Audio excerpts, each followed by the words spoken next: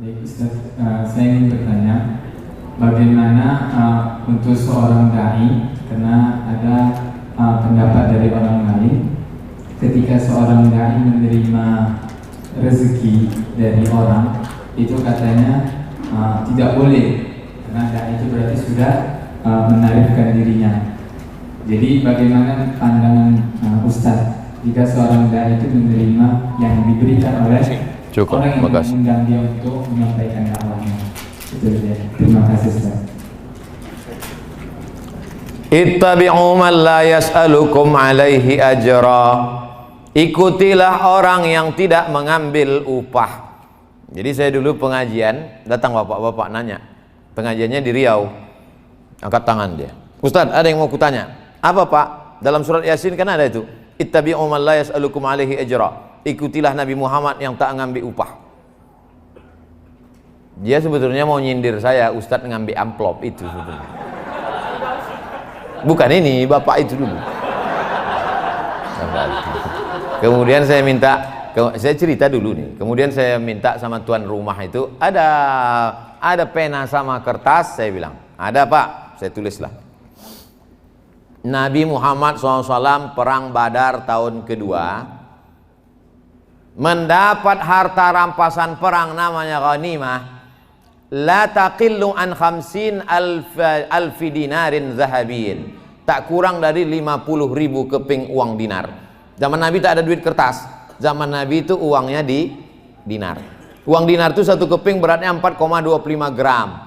4,25 gram emas itu kalau sekarang 4 juta sekian, karena 1 gram sekarang sudah 1 juta sekian. Tapi karena kita udah lama kenal, harga lama aja lah, 2 juta aja lah. 50.000 keping kali 2 juta, kalau di total sekarang rupiah, berapa dapat Nabi waktu perang Badar tahun kedua itu?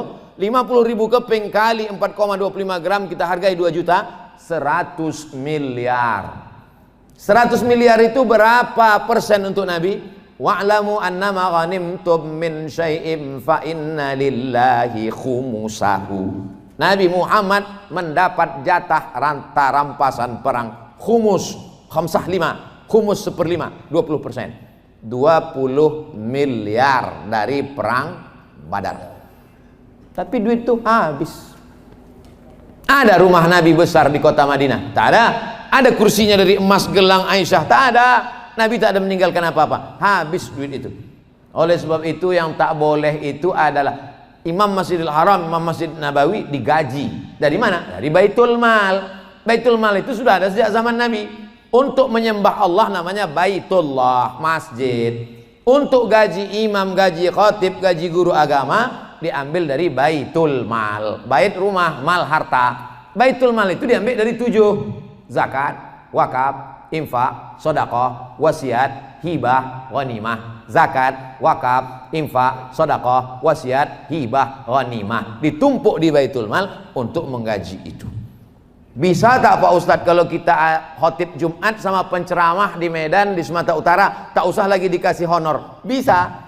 Kalau begitu dibuat satu pintu, semua orang Islam zakatnya potong atas, diserahkan ke Baitul Mal. Buat Baitul Mal Sumatera Utara, di Baitul Mal itulah semua digabungkan, zakat, wakaf, infak, sedekah, wasiat, hibah, ghanimah tak ada lagi karena kita tak perang. Lalu digaji secara pokok. Bisa. Yang tak boleh itu kita mematok. Kalau kalian mau mengundang aku, kirim DP, kirim tiket pesawat, mesti duduk ini, itu yang tak boleh. Saya sampai hari ini diundang orang belum pernah lagi minta mesti pesawatnya harus ini, duduknya kursi ini, tak pernah. Oleh sebab itu sebelum saya patok ini undang-undang lah. Makanya saya buat tuh video pendek. Saya Abdul Somad, dimanapun ceramah dari Sabang sampai Merauke, sampai ke Australia, sampai ke Eropa, kalau ada orang mengatasnamakan saya, meminta DP, meminta tiket pesawat harus eksekutif, harus itu bukan, berarti penipu, pembohong. Banyak juga jamaah yang tertipu. Oleh sebab itu yang tak boleh itu dia patok, dia bandrol, dia itu. Bahwa ada orang mengasih, alhamdulillah. Bahwa tak ada orang mengasih, nauzubillah.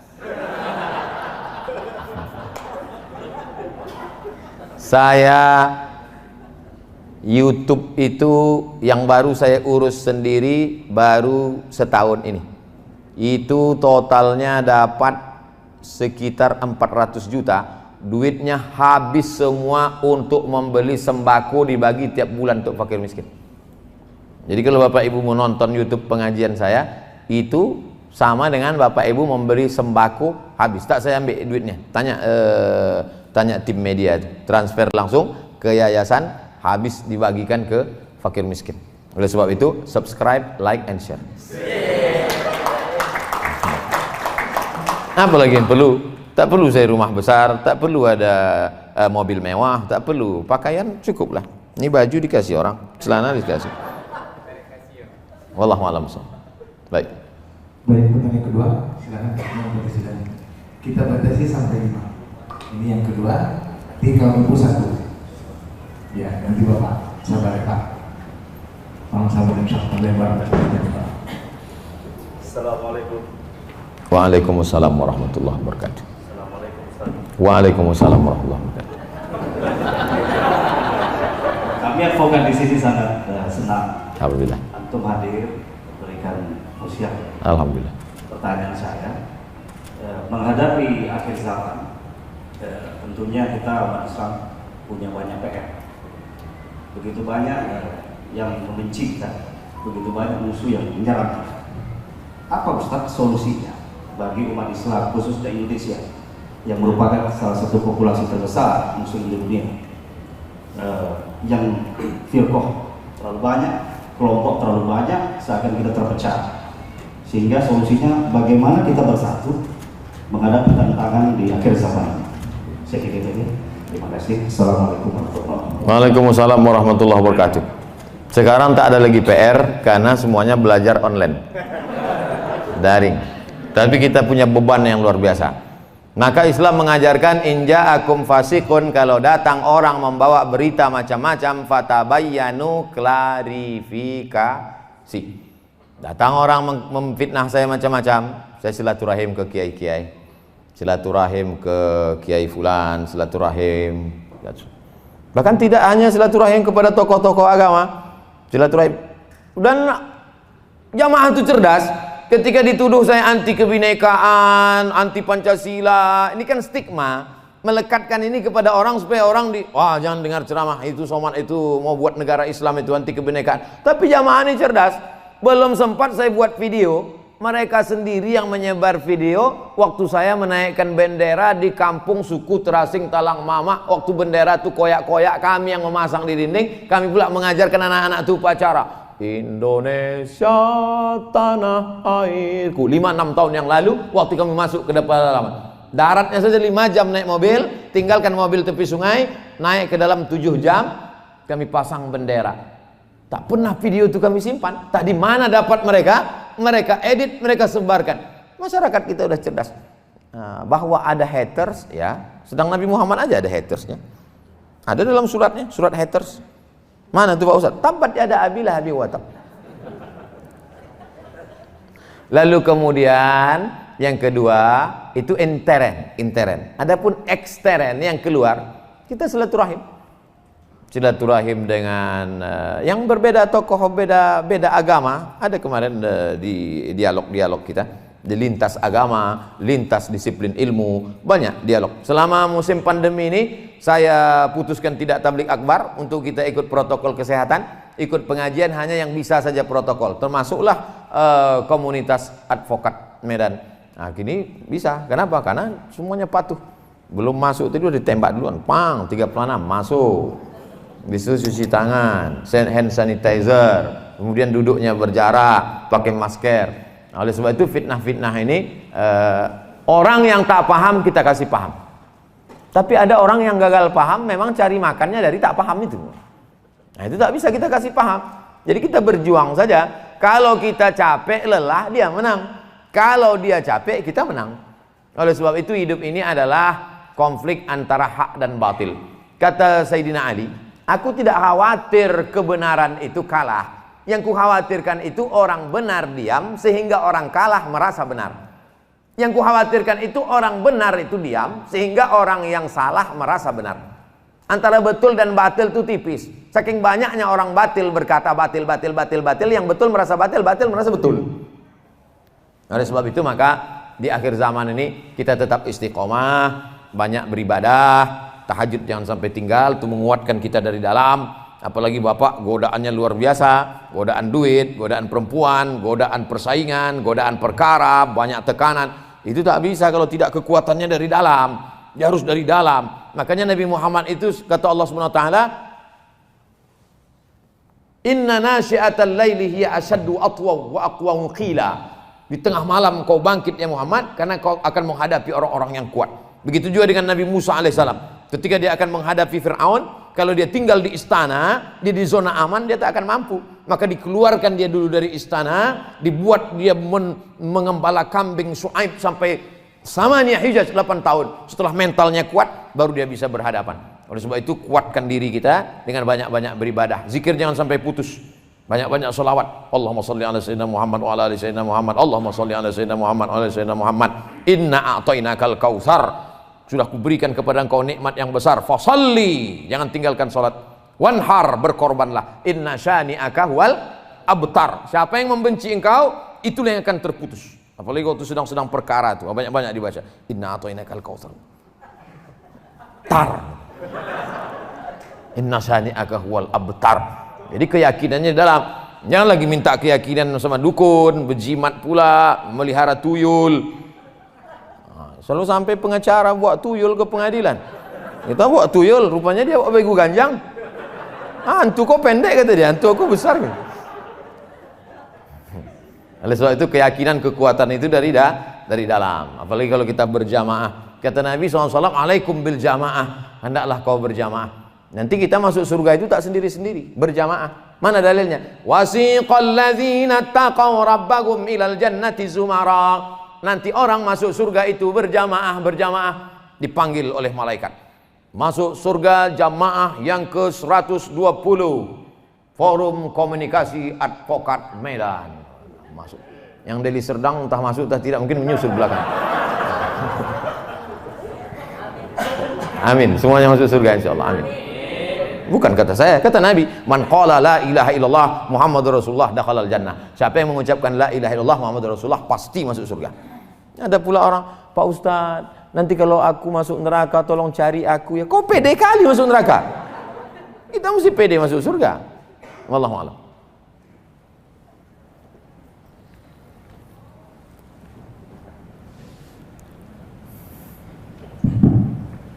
Assalamualaikum warahmatullahi wabarakatuh. Waalaikumsalam warahmatullahi wabarakatuh. Ustaz Abdul Somad yang kami muliakan, pertanyaan sederhana tapi banyak kita hadapi masyarakat. Pertama, mengenai anak di luar nikah. Kemudian bagaimana posisi dalam ahli waris. Kemudian bolehkah ayah yang menghamili ibunya menjadi wali pernikahannya. Yang kedua, jika nanti diselesaikan kami berfoto dengan Ustaz. Assalamualaikum warahmatullahi wabarakatuh. Waalaikumsalam warahmatullahi wabarakatuh. Kalau ada anak perempuan, nauzubillah, mudah-mudahan anak-anak kita selamat semua dari penyakit ini.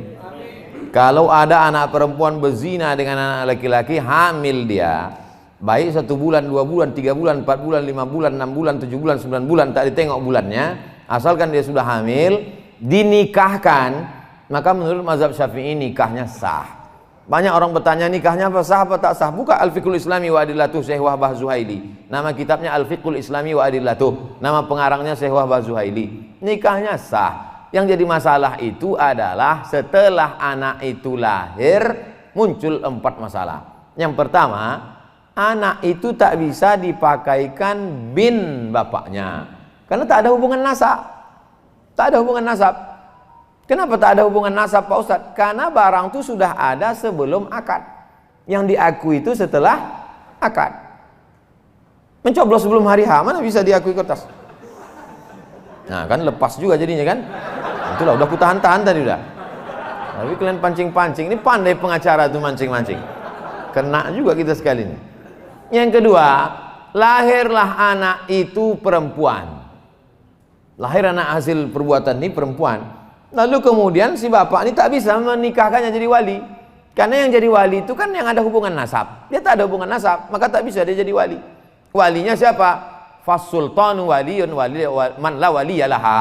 Yang menjadi walinya adalah sultan. Sultan itu maksudnya apa? Sultan Delhi. Kalau dulu waktu masih kerajaan Melayu Delhi, Sultan Delhi itulah menikahkan orang yang tak punya wali. Bukan Sultan Jorgi. Tapi karena kita tak lagi tinggal di negara kesultanan, maka dulu janji sama Presiden Soekarno, dibuatlah namanya Departemen Agama, yang sekarang menyebutnya Kementerian Agama. Itu pengganti sultan dalam urusan agama. Makanya Pak Kua itu, Pak Kua tak ada perempuan, Bu Kua. Pak Kua itulah yang menikahkan. Aku nikahkan engkau dengan mahar sebentuk cincin. Karena Kua itu berfungsi sebagai sultan, man la waliyalaha. Yang ketiga, meninggal si bapak ini, anak itu tak dapat warisan karena mereka tak ada hubungan nasab. Yang keempat, lahir anak pertama misal laki-laki, setelah itu lahir pula adiknya perempuan, maka si abang ini tak bisa jadi wali adiknya karena dia bukan saudara seayah. Yang bisa jadi saudara sewali itu saudara seayah yang bisa mewalikan. Saudara seemak tak bisa jadi wali. Jadi zina ini efeknya itu banyak sekali.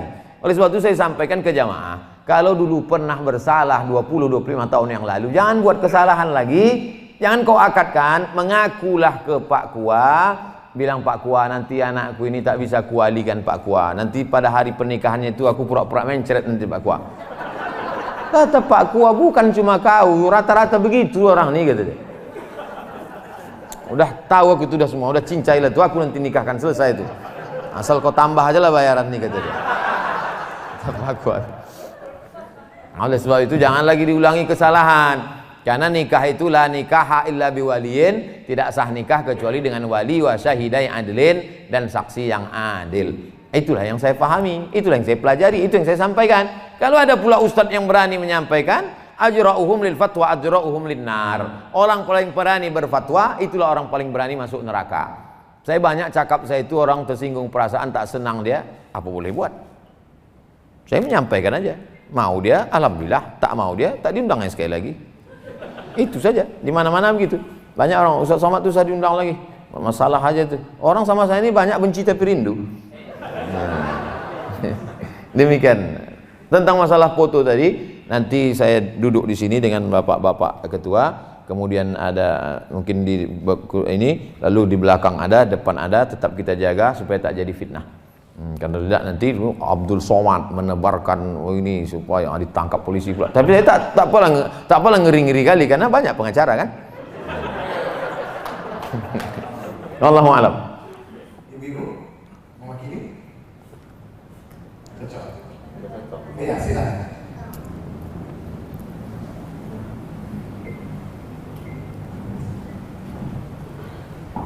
Assalamualaikum warahmatullahi wabarakatuh. Waalaikumsalam warahmatullahi wabarakatuh. Tadi ada Ustaz membahas sedikit tentang profesi, misalnya seperti advokat tadi, bahwa ada bapak yang berhijrah di advokat ini yang berprofesi di sini bukan terus meninggal. Akan tetapi bagaimana mereka-mereka ini untuk menjalankan sesuai peraturan seorang advokat akan, tapi bagaimana ya Ustaz jika ada bagi teman-teman yang misalkan di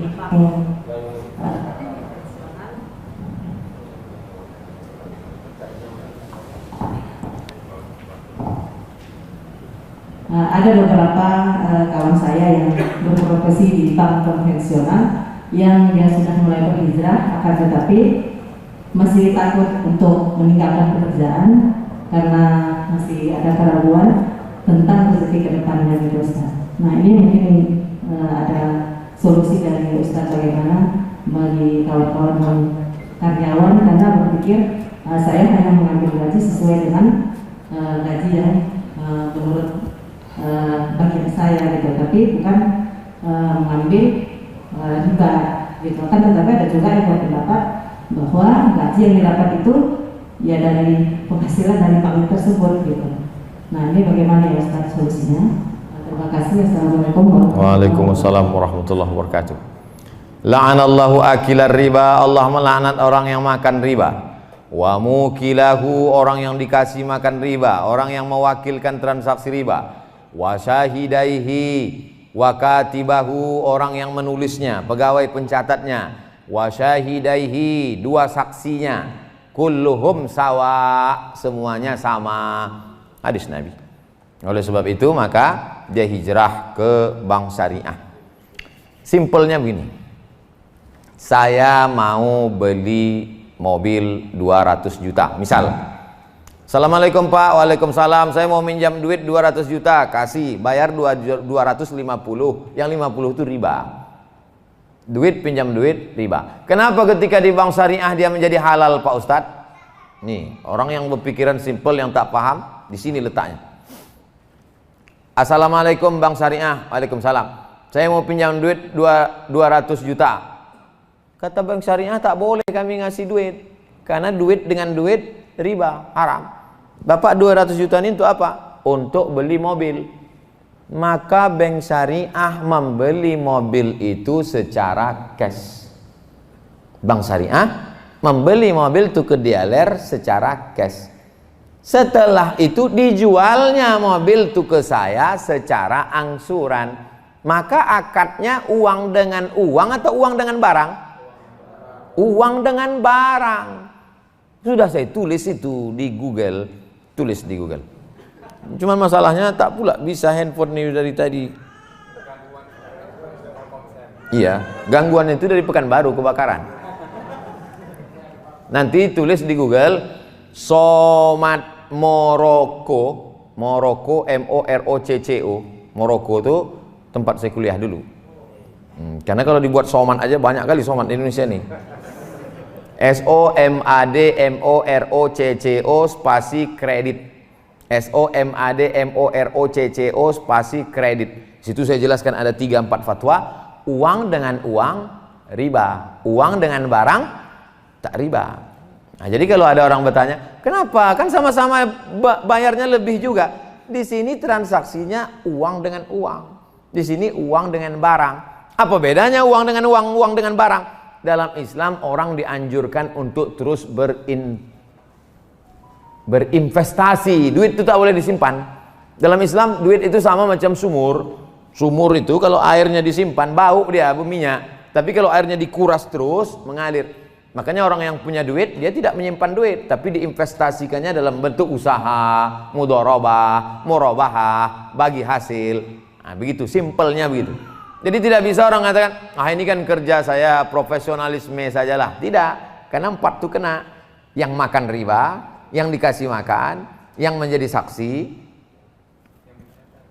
yang mencatat. Ah Ustaz Somad itu ceramah aja.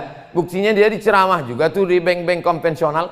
Kalau saya ceramah di bank konvensional, amplopnya itu saya tulis di situ bank konvensional. Tak saya ambil duitnya. Duitnya itu saya serahkan untuk beli beras. Seumur-umur saya ceramah tak pernah saya ambil duit dari bank konvensional. Beli beras sembako bagi. Tulis tuh, semua balik itu tulis. Kalau dia transfer saya tulis. Tengok berapa dia transfer, sekian, tulis. Nah, ini. Pernah saya ceramah dikasih kue kotak. Waktu itu sedang puasa, sore jam 5. Ceramah jam 5 kasih kue kotak. Pas mau saya makan, pas mau buka puasa, aku ambil kue kotak. Ustaz Somad bawa kue kotak, saya bawa kue kotak ini. Maksud saya mau saya kasih nanti ke anak-anak yang ada jual koran di lampu merah. Pas sore itu tak ada satu pun jual koran. Macam tahu pula mereka saya bawa kue riba. Sholat maghrib saya ceramah. Habis sholat maghrib langsung isya. Habis isya tanya jawab. Pulang saya bawa kue itu tetap. Sampai akhirnya berhenti saya mau makan di pinggir jalan. Pas mau berhenti mau makan, nampak saya lah tukang kuaci. Saya tanya, Bapak tinggal di mana? Saya tinggal di Jalan Paus, simpang Jalan Nangka di Pekanbaru. Apa kerja? Jual kuaci. Ada laku? Ada. Tak jadi saya makan, saya antar dek situ, saya kasih kue itu sama dia. Boleh memberikan riba itu kepada orang untuk kepentingan orang banyak. Jadi kalau ada bapak duit simpanan di bank konvensional sebanyak 1 miliar ada bunganya, itu boleh kita kasihkan ke fakir miskin, anak yatim untuk masalih ammah, kepentingan umum. Begitu juga dengan bank syariah, kalau kita terlambat bayar itu ada dendanya. Apa bedanya dengan di konvensional? Kalau di bank syariah dendanya itu dikumpulkan, diberikan untuk kepentingan orang banyak. Kepentingan orang banyak itu pondok pesantren, masjid, anak yatim, fakir miskin, duafa, orang jompo. Bukan dinikmati. Kalau dinikmati rentenir, sama dengan membungakan duit, membungakan uang. Di antara yang membuat doa tak terkabul, ayyuma lahmin, setiap daging di badan nabata min haramin, kalau dia tumbuh dari yang haram, fannaru aulabih, tempatnya api neraka. Yang sampai nanti kita ditimbang, Abdul Somad berat 50 kilo, yang halal 10 saja. Auzubillah, berapa lama kita diobok-obok di neraka jahanam itu. Oleh sebab itu maka yang sampai kasih makan haram. Berdoalah anak-anak kita yang hijau yang tak berdosa itu, ya Allah selamatkan ayah, ya Allah selamatkan mama, ya Allah. Apa kata Nabi? Mat'amuhu haram, makanannya haram. Masrabuhu haram, minumannya haram. Malbasuhu haram, pakaiannya haram. Wa ghudhiya bil haram, disuapkannya makanan haram, haram. Nauzubillah. Oleh sebab itu jangan sampai kita kasih yang hijau. Anak-anak kita yang lucu-lucu tak berdosa nih, bukan salah dia, kita salah. Kita kasih dia makan haram. Nauzubillah. Mudah-mudahan kita termasuk orang yang menjaga diri, karena judul kita memang takwa, dan dalam pasal-pasal orang pengacara sudah disebutkan Pak Ketua tadi, jujur, baik, berintegritas, yang kita kemas dalam bahasa takwa. Mudah-mudahan kita termasuk orang bertakwa dan berintegritas. Amin ya rabbal alamin. Terakhir Ustaz, izin. Silakan langsung Pak. Assalamualaikum warahmatullahi wabarakatuh. Waalaikumsalam warahmatullahi. Terima kasih kepada Ustaz Abdul Somad, karena saya sering melihat Ustaz di video di YouTube dan juga di Facebook. Alhamdulillah. Ustaz, salah satu Ustaz yang saya tahu. Barakallah. Jadi ini Ustaz, kebetulan saya ini seorang advokat dan juga sekaligus seorang dosen. Jadi Ustaz, terkadang di dalam saya menjalani profesi saya sebagai advokat ada dilema-dilema tersendiri. Artinya kita ini kan dalam undang-undang orang salah pun bisa kita bela, gitu. Dibenarkan kan gitu Ustaz. Artinya dalam hal ini juga pandangan-pandangan orang kan mungkin buruk melihat seorang advokat. Kok orang salah dibela gitu kan. Tapi itu sebagai orang yang bisa memahami dan juga ada juga yang tidak memahami. Jadi ada di satu sisi orang ingin hukuman pelaku berat, di satu sisi advokat yang membela ingin ringan gitu Ustaz. Jelas seandainya dikabulkan ini akan ada yang terdolimi. Jadi pertanyaannya gini Ustaz, bagaimana hukumnya honor yang kita terima seandainya itu dikabulkan ringan, dan seandainya honor itu kita terima dan kita keluarkan uang pendapatan atau jaraknya gitu Ustaz. Saya hanya menanyakan mengenai hukumnya Ustaz. Terima kasih Ustaz. Apa itu dosa? Dosa itu kata Nabi dua. Pertama, mahaka fi sodrika, terasa sesak di dadamu. Wa takhafu ayat tali'a alaihi nas, kau takut itu diketahui orang banyak. Itulah dosa. Jadi dalam lubuk hati kita yang paling dalam, paling kecil, ada terasa dua itu, berarti salah. Berpikir kita sejenak, bangun tengah malam atau selesai sholat, terasa itu di dalam, mahaka fi sodrika, terasa sesak di dadamu, wa takhafu ayat tali'a alaikan nas, dan kau takut itu diketahui orang. Itulah dosa. Karena pertanyaannya tadi secara umum global, saya jawab secara global. Kalau bapak-bapak pengacara, lawyer, advokat sudah berijtihad menurut ilmunya, menurut pengetahuannya, maka dia kerjakan. Al-hakimu idza jitahada, orang berilmu kalau dia berijtihad, fa asaba ijtihadnya benar, lahu ajrani, dapat 2 pahala. Pertama, dia sudah mengerahkan kemampuannya menurut ilmu dia. Yang kedua, benar. Andai dia keliru, tersalah, tersilap bukan karena keinginan dia, maka dia tetap dapat 1 pahala karena dia sudah bekerja keras untuk melakukan itu. Karena kalau bapak tinggalkan ini, Belum tentu pengganti bapak orang yang akan duduk di posisi bapak orang lebih suci, lebih bersih, lebih baik, lebih bertakwa, lebih adil, lebih berintegritas. Oleh sebab itu maka kalau ada hal-hal yang syubhat, yang abu-abu, innal halala bayyinun, yang halal itu jelas, wa innal harama bayyinun, yang haram juga jelas, wa bainahuma umurun mustajbihat, yang ragu-ragu itu yang abu-abu. Bagaimana kita sikap kita kepada yang abu-abu ini? Famanit taqas syubhat, siapa yang meninggalkan yang syubhat, yang abu-abu ini, faqad istabra'a lidinihi wa irdihi, dia sudah menyelamatkan agamanya. Itu tentang masalah ketika kita berijtihad menentukan sesuatu sesuai dengan ilmu yang ada pada kita masing-masing. Yang kedua tentang masalah honor. Halalkah menjadi honor pengacara? Pengacara itu adalah advice, penasehat bagi orang yang tak tahu hukum. Secara hukum ini begini Pak, ini begini menurut pasal ini, menurut undang-undang tahun segini, begini dia. Bukan menghalalkan yang haram, mengharamkan yang halal. Masalah jasa dalam Islam itu, jasa itu ada. Contoh, Abu Bakar Siddiq beserta sahabat Nabi pindah ke kota Madinah Al-Munawwarah. Ali bin Abi Thalib mengambil upah menimba air di rumah orang Yahudi, bukan orang Islam. Dilaporkan ke Nabi, ya Rasulullah, itu Sayyidina Ali menimba air di rumah orang Yahudi.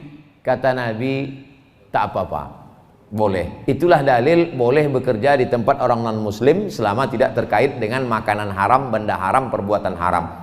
Jasa. Begitu juga ketika Nabi pindah itu ada guide penunjuk jalan. Karena mereka waktu pindah dari kota Makkah ke Madinah itu ada guide penunjuk jalan. Ini cerita tentang jasa. Namanya Abdullah bin Uraiqid. Itu dibayar upahnya oleh Abu Bakar Siddiq. Biaya hijrah itu ditanggung oleh Abu Bakar. Itu dalil bahwa jasa itu boleh. Dalam perjalanan dakwah Islam itu ada penunjuk jalan, ada pengutip zakat. Itu semuanya adalah jasa. Begitu juga ketika Nabi membebaskan orang yang mampu mengajar 10 anak tulis baca, itu dibebaskan, tak dikutip duit, itu juga jasa. Jadi dalam Islam jual beli, bayar orang jasanya, lelahnya itu dibenarkan selama perbuatannya itu tidak menghalalkan yang haram, mengharamkan yang halal. Demikian, wallahu a'lam bishawab. Di akhir majelis mari kita berdoa kepada Allah. Banyak silap salah kita beristighfar. Astaghfirullahalazim. Astaghfirullahalazim, astaghfirullahalazim, astaghfirullahalazim alladzi la ilaha illa huwal hayyul qayyum wa atubu ilaih. Allahumma arinal haqqa haqqa warzuqna ittiba'ah. Tunjukkan pada kami yang benar itu benar, berikan kami kekuatan untuk mengikutinya ya Allah. Wa arinal batila batila warzuqna ijtinabah. Tunjukkan pada kami bahwa yang batil itu salah, berikan kami kekuatan untuk menjauhinya. Allahumma waffiqna lima tuhibbuhu wa tardah. Tanamkan taufik dan hidayahmu dalam hati kami sehingga kami beramal dengan amal yang kau cintai dan kau ridai. Allahumma qsim lana min khasyatika ma tahulu bainana wa baina ma'asik. Tanamkan rasa takwa dalam hati kami. Dengan takwa itu menjaga kami supaya tak jauh dalam perbuatan maksiat ya Allah.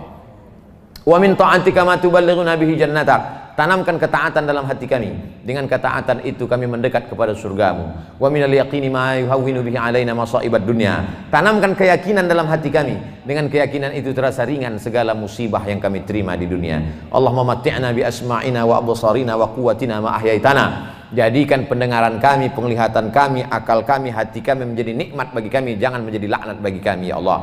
Allahumma khtim lana bi husnil khatimah. Sampai masanya kami akan mati, tutup usia kami dengan husnul khatimah, wala takhtim alaina bisu'il khatimah. Allahumma ja'alna minal mutahabbina bijalalik. Jadikan kami bersaudara karena Engkau ya Allah, bersaudara karena harta akan binasa, bersaudara karena kuasa akan sirna, bersaudara karena la ilaha illallah Muhammadur Rasulullah. Allahumma ja'al abna'ana wa banatina min huffazil Qur'an wal hafizan. Jadikan anak-anak kami menjadi para penghafal Quran. Wa ba'idhum 'anil syarri wal fitan. Jauhkan anak-anak kami dari segala kejelekan, perbuatan dosa dan fitnah ya Allah. Allahumma rzuqna imaman adila. Berikan kami pemimpin yang adil dan amanah. La tusallit alaina bidzunubina man la yakhafuka wa la yarhamuna. Jangan kau berikan kuasa orang yang tak adil, orang yang tak takut kepada Engkau ya Allah. Allahumma tahhir qulubana minan nifaqi wal hasadi wal kibriyai wal azamah. Sucikan hati kami dari hasad, dengki, busuk hati, dendam, kesumat, supaya kami bisa menghadap Engkau dengan hati yang suci. Allahumma ja'alna minat tawabin. Jadikan kami orang yang bertaubat. Waj'alna minal mutatahhirin. Jadikan kami orang yang mensucikan hati. Waj'alna min ibadikas salihin. Jadikan kami hamba-hambamu yang saleh. Rabbana taqabbal minna salatana, terima salat kami, wa siyamana, puasa kami, wa qiyamana, qiyamul lail kami, wa takhasyu'ana, khusyuk kami, wa ta'abbudana, ibadah kami, wa tammim taqsirana, sempurnakan segala kekurangan kami ya Allah. Rabbana atina fid dunya hasanah wa fil akhirati hasanah wa qina adzabannar. Wa sallallahu ala sayyidina wa maulana wa syafi'ina wa dzukhrina Muhammad wa ala alihi wa sahbihi wa sallam walhamdulillahi rabbil alamin. Taqabbalallahu minkum minna wa minkum taqabbal ya karim. Terima kasih segala perhatian, mohon maaf segala kesilapan dan kekhilafan. Aku qauli hadza astaghfirullah li wa lakum. Assalamualaikum warahmatullahi wabarakatuh.